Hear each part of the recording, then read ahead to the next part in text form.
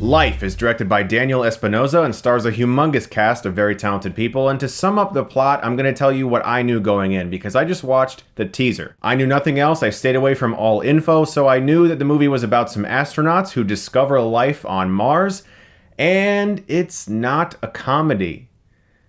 So it's probably not going to be like a cakewalk. Shit happens.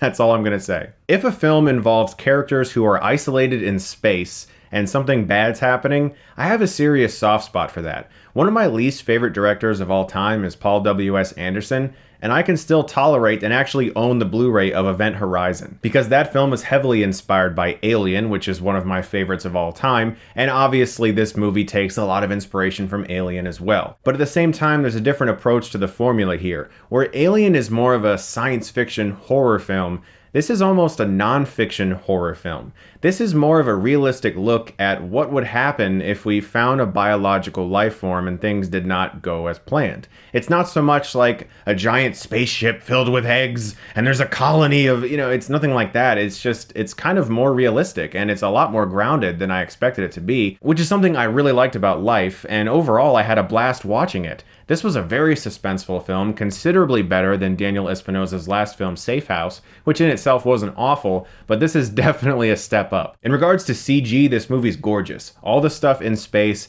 the way Earth looks, the space station itself, the entity that eventually develops, it all looks really fucking good. Whenever you have a movie that's very reliant on CG to accomplish certain things, it can suck you out of the film if it's not convincing enough. And in this film, they really nailed it. This is a gorgeous looking movie. All the actors also really excellent in this movie. Rebecca Ferguson, Jake Gyllenhaal, Ryan Reynolds. My favorite Japanese actor of all time, Hiroyuki Sanada, is in this movie, and as always, he's fantastic. The entire cast is phenomenal in this movie. One of the standouts is definitely Rebecca Ferguson. I was a little disappointed in Jake Gyllenhaal's character, not so much his performance. I found that his character was one of the weaker aspects of the movie. There wasn't that much to him. He has a hatred sort of for people on Earth, and he just really likes being in space. He doesn't really feel that he actually wants to go back to Earth. He's about to set a record for consecutive days spent in space, and so his character doesn't have much to him besides the fact that he's very antisocial. And I was disappointed in that, because he's usually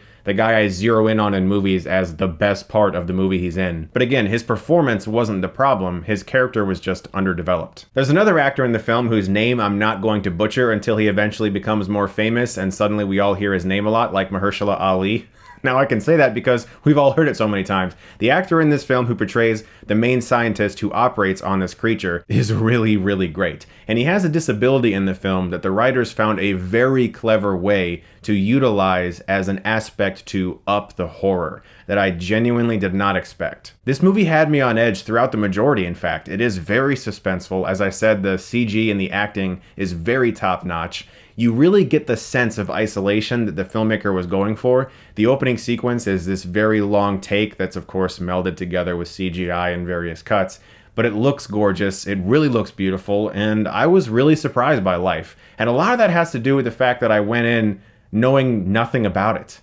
I love doing that nowadays. I'm not even watching any more trailers for Alien Covenant. I saw the one and I'm done. I don't want to know anything. I want to go into movies knowing as less as possible. It makes the experience better. And in the case of Life, after seeing it, a friend of mine was like, "Did you hear about that rumor about what this movie was actually about?" And I was like, "No." And he told me. I'll talk to you guys about that after I give my grade, because it's not really a spoiler, but it could affect your expectations going in, and I wouldn't want to do that to you unless you were aware of what I was about to talk about. It's tough to watch this movie and not be reminded of other movies that are better. Pretty much any movie in space where characters are dealing with something terrifying, you're going to think of Alien. Even the movie Sunshine by Danny Boyle has shades of Alien in there. We've all seen movies about people having some sort of horrible thing happen to them in space. I enjoy those movies quite a bit if they're well made, and Life is definitely one of the better ones. I'm going to give it a B+.